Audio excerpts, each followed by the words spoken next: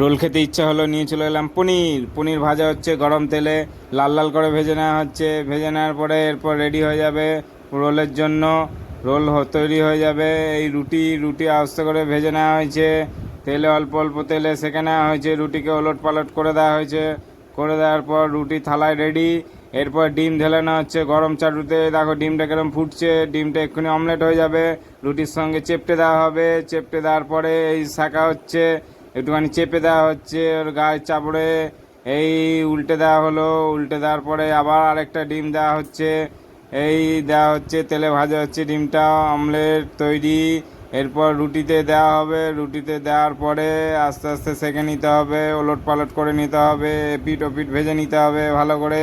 ভেজে নেওয়ার পরেই রেডি হয়ে গেল এগ পনির রোল। দেখে নাও, এগ পনির রোল রেডি। চলো আমি রোলটা খেয়ে নেবো এবার। তোমরা তাড়াতাড়ি কমেন্ট করে জানাও রোল কে কে খেতে ভালোবাসো, তাড়াতাড়ি জানাও, আমি তো খুব ভালোবাসি।